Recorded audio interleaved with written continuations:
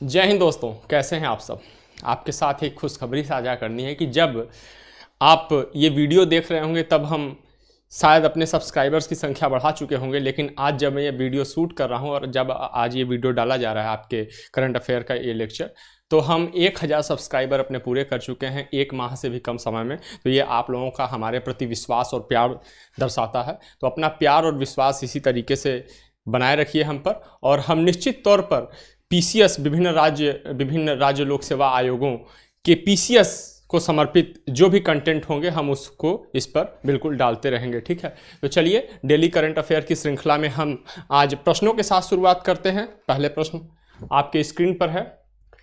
Kantar India budget सर्वे 2023 के संदर्भ में सत्य कथन चुने। अगर आपका मीडियम इंग्लिश है तो आप इसे फॉलो कर सकते हैं, ठीक है। चलिए, 55% भारतीय चाहते हैं कि सरकार स्वास्थ्य सेवा पर ध्यान दे। ये जो रिपोर्ट है, बजट सर्वे है, उसमें ये बात कही जा रही है। 31% भारतीय मानते हैं कि भारतीय अर्थव्यवस्था की जो विकास दर है वो धीमी हो सकती है, और 60% भारतीय निवेश पर कर छूट में वृद्धि चाहते हैं। और जो विकल्प डी है उपरोक्त में सभी। तो इसके संदर्भ में, इस प्रश्न के संदर्भ में हमारा विकल्प डी सही है, उपरोक्त सभी कथन सही है।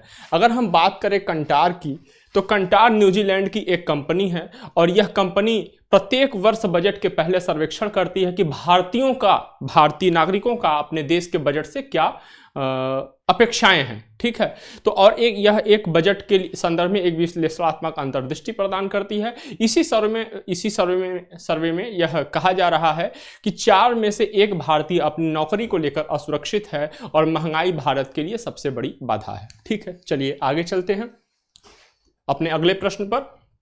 हाल ही में ICC men's cricketer of the year 2022 का पुरस्कार किसे प्रदान किया गया? बाबर आजम को, बेन स्टोक्स को, गेरहार्ड इरास्मस को, सूर्य कुमार यादव को। अगर हम दूसरे क्वेश्चन का उत्तर देखें तो इसका उत्तर है विकल्प बी, बेन स्टोक्स को। तो ये इंग्लैंड के ऑलराउंडर है बेन स्टोक्स, इनको men's test cricketer of the year चुना गया है, ठीक है। जबकि 30 साल की साइवर को महिला one day cricketer of the year चुना गया है, ठीक है। अगर हम भारत के संदर्भ में बात करें तो सूर्य कुमार यादव को भी पुरुष T20 के संदर्भ में इनको बेस्ट क्रिकेटर चुना गया था, ठीक है। चलिए हम अगले प्रश्न की ओर चलते हैं। इससे संबंधित प्रश्न पूछे जाते हैं। अगले प्रश्न की ओर चलते हैं। अगला प्रश्न हमारा गणतंत्र दिवस समारोह के संदर्भ में है। तो गणतंत्र दिवस समारोह के तहत भारत पर्व का आयोजन कब तक किया जा रहा है? हम अपना विकल्प देखते हैं। 24 से लेकर 29 जनवरी 2023, 25 से लेकर 30 जनवरी, 26 से लेकर 31 जनवरी, और डी है 27 जनवरी से लेकर 1 फरवरी 2023। अगर हम इस प्रश्न की बात करें तो इस प्रश्न का उत्तर है 26 से लेकर 31 जनवरी 2023। अब लाल किले के सामने इस अवधि में ज्ञान पथ पर भारत सरकार द्वारा 6 दिवसीय भारत पर्व का आयोजन किया जा रहा है। अगर इस पर्व के नोडल मंत्रालय की बात करें तो पर्यटन मंत्रालय नोडल मंत्रालय है, और इस दौरान क्या होगा कि विभिन्न सांस्कृतिक प्रदर्शन के साथ साथ एक अखिल भारतीय फूड कोर्ट और 65 से अधिक हस्तकला स्टॉलों के साथ एक अखिल भारतीय शिल्प बाजार का भी प्रदर्शन किया जाएगा। 2 साल के बाद भारत पर्व का आयोजन फिजिकली किया जा रहा है, इसके पहले वर्चुअली किया जा रहा था। कार्यक्रम के दौरान देखो अपना देश, एक भारत श्रेष्ठ भारत, G20 और मिशन लाइफ की ब्रांडिंग और प्रचार प्रसार किया जाएगा। चलिए हम अपने अगले प्रश्न की ओर चलते हैं। अगला प्रश्न फिर हमारा क्रिकेट से रिलेटेड है। आईसीसी मेंस वर्ग में वनडे क्रिकेट रैंकिंग का अवरोही क्रम क्या है? वो कौन सा देश है जो कि वनडे श्रृंखला में प्रथम रैंकिंग पे आता है, द्वितीय रैंकिंग पे आता है? तो अवरोही मतलब 1 2 मतलब घटते हुए क्रम में, ठीक है। 1 से नीचे की ओर जाते हुए दूसरे तीसरे की ओर। विकल्प देखते हैं। England, Bharat, Australia, New Zealand. इसका मतलब है कि इंग्लैंड पहले स्थान पे है, भारत दूसरे स्थान पे, ऑस्ट्रेलिया तीसरे स्थान पे है, और न्यूजीलैंड चौथे स्थान पे। इसी आधार पर अन्य विकल्प भी दिए गए हैं, ठीक है। Australia, New Zealand, Bharat, England, Bharat, New Zealand, England, Australia, Bharat, England, Australia और न्यूजीलैंड। अगर हम इस प्रश्न का उत्तर देखें तो विकल्प डी सही है। भारत हाल ही में न्यूजीलैंड के खिलाफ जो सीरीज इसने जीता, 3-0 से जीता, तो उसके बाद आईसीसी मेंस वनडे रैंकिंग में भारत पहले स्थान पर पहुंच गया है, दूसरे स्थान पर इंग्लैंड है, तीसरे स्थान पर ऑस्ट्रेलिया है और चौथे स्थान पर न्यूजीलैंड है। चलिए आगे बढ़ते हैं अपने अगले क्वेश्चन की ओर। और अगला क्वेश्चन हमारा वीरगाथा प्रोजेक्ट से है। प्रश्न है कि वीरगाथा प्रोजेक्ट 2.0 के बारे में सही कथन या कथनों का चयन करें।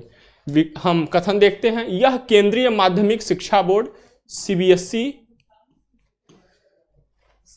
द्वारा ग्रेड 3 से 12 तक के छात्रों के लिए लॉन्च किया गया है। इसे रक्षा मंत्रालय और शिक्षा मंत्रालय द्वारा आज़ादी का अमृत महोत्सव के एक भाग के रूप में संयुक्त रूप से शुरू किया गया है। केवल एक, केवल दो, एक और दो दोनों, न तो एक और न ही दो। अगर इस प्रश्न का उत्तर देखें तो विकल्प C सही है, एक और दो, इसमें दोनों कथन सही है। अगर हम वीरगाथा प्रोजेक्ट के बारे में बात करें या वीरगाथा प्रोजेक्ट 2.0 के बारे में बात करें, ठीक है, तो गणतंत्र दिवस की पूर्व संध्या पर राजनाथ सिंह, हमारे जो रक्षा मंत्री हैं, उनके द्वारा 25 विजेताओं को सम्मानित किया गया, जिसमें 10,000 रुपये नकद का पुरस्कार दिया गया, एक पदक और एक प्रशस्ति पत्र भी प्रदान किया गया। अगर हम वीरगाथा प्रोजेक्ट के बारे में बात करें तो जैसा कि हमने दो विकल्प देखा, ये तो सही ही है। इसके बाद हम देख लेते हैं कि वीरगाथा प्रोजेक्ट 2.0 का मतलब वीरगाथा प्रोजेक्ट का यह दूसरा संस्करण है। वर्ष 2022 में वीरगाथा प्रोजेक्ट का पहला संस्करण आयोजित हुआ था। चलिए आगे चलते हैं हम। और इसका जो उद्देश्य है, जो हमारे देश के सशस्त्र बल के सैनिक हैं, सशस्त्र बल है, और जो अधिकारी है, सैन्य कर्मी हैं, उनके साहस को मान्यता प्रदान करना इसका उद्देश्य है। चलिए आगे चलते हैं अपने अगले प्रश्न की ओर। वीरता पुरस्कारों के संबंध में निम्नलिखित में से सत्य कथन या कथनों का चयन करें। हाल ही में जो भारत की वीरता पुरस्कार है, गणतंत्र दिवस की पूर्व संध्या पर उनकी घोषणा करी गई, तो उसके संदर्भ में देखते हैं प्रश्न। पहला जो कथन है, अशोक चक्र भारत का सर्वोच्च वीरता पुरस्कार है, कीर्ति चक्र भारत का दूसरा सर्वोच्च वीरता पुरस्कार है, शौर्य चक्र भारत का तीसरा सर्वोच्च वीरता पुरस्कार है। अब हम इसके ऑप्शन देख लेते हैं। केवल एक सही है, 2 और 3 सही है, 1 और 3 सही है, उपरोक्त सभी सही है। अगर इसके संदर्भ में हम बात करें इस प्रश्न के, तो विकल्प D सही है, मतलब उपरोक्त सभी सही है। ठीक है, चलिए थोड़ा इसके बारे में हम बात कर लेते हैं। अभी हमारी जो महामहिम द्रौपदी मुर्मू जी हैं, ये 25 जनवरी को 74वें गणतंत्र दिवस की पूर्व संध्या पर 4 मरणोपरांत सहित 6 कीर्ति चक्र और 2 मरणोपरांत सहित 15 शौर्य चक्र के साथ कुल 412 वीरता पुरस्कारों की घोषणा करी। ठीक है, तो आगे बढ़ते हैं हम लोग अगले प्रश्न पर। अगला प्रश्न हमारा है, गणतंत्र दिवस की पूर्व संध्या पर घोषित पद्म पुरस्कारों के संदर्भ में सही विकल्प का चयन करें। पद्म श्रेणी के पुरस्कारों की बात करी जा रही है। कुल 106 पद्म पुरस्कारों में से 6 पद्म विभूषण, 9 पद्म भूषण और 91 पद्मश्री पुरस्कारों की घोषणा हुई। ओरल रिहाइड्रेशन सॉल्यूशन, जिसे ORS कहते हैं, के प्रवर्तक डॉक्टर दिलीप महालनोबिस को चिकित्सा, मतलब बाल रोग से संबंधित ये डॉक्टर थे, के क्षेत्र में मरणोपरांत पद्म विभूषण से सम्मानित किया जाएगा। उद्योगपति कुमार मंगलम बिरला जी को पद्म भूषण से सम्मानित किया जाएगा। ठीक है, अब इसमें से देख लेते हैं विकल्प। केवल 1 सही है, 2 और 3 सही है, 1 और 3 सही है, उपरोक्त में से सभी सही है। अगर इस प्रश्न की बात करें तो इसमें उपरोक्त में से सभी सही है, विकल्प D सही है। ठीक है, अब थोड़ा इसके बारे में हम लोग बात कर लेते हैं। अगर कुल पुरस्कार पद्म श्रेणी में के पुरस्कार पाने वालों को सभी श्रेणियों की बात करी जाए तो कुल 19 महिलाएं हैं। ठीक है, और कुछ अगर हम प्रमुख हस्तियों की बात करें तो स्वर्गीय मुलायम सिंह यादव जी, उनको मरणोपरांत पद्म विभूषण से सम्मानित किया जा रहा है। तबला वादक जाकिर हुसैन जी को पद्म विभूषण से सम्मानित किया जा रहा है। अगर हम कुछ और पद्म विभूषण से सम्मानित हस्तियों की बात करें तो बालकृष्ण दोषी जी को सम्मानित किया जा रहा है मरणोपरांत। डॉक्टर दिलीप महालनोबिस जी की हमने बात करी ही। श्रीनिवास वर्धन जी को सम्मानित किया जा रहा है और SM कृष्णा जी को सम्मानित किया जा रहा है। अगर हम पद्मश्री की बात करें तो गजल गायक अहमद हुसैन जी और मोहम्मद हुसैन जी और उसके साथ ही बॉलीवुड की अदाकारा रवीना टंडन जी को पद्मश्री पुरस्कार सम्मानित किया जा रहा है। चलिए आगे चलते हैं अगले प्रश्न पर। और अगला प्रश्न हमारा है, हाल ही में भारत के किस हिस्से में नोरा वायरस के संक्रमण की पुष्टि हुई? विकल्प हमारा है तमिलनाडु, आंध्र प्रदेश, कर्नाटक, केरल। तो इस प्रश्न का उत्तर है केरल। ठीक है, अब हम नोरा वायरस के बारे में थोड़ा देख लेते हैं। ठीक है, अगर हम नोरा वायरस की बात करें तो यह वायरस केरल के एर्नाकुलम जिले में इसके 2 मामलों की पुष्टि हाल ही में हुई। ये नोरा वायरस गैस्ट्रोइंटेस्टाइनल संक्रमण अर्थात पेट और आंतों की सूजन के प्राथमिक कारणों में से एक है।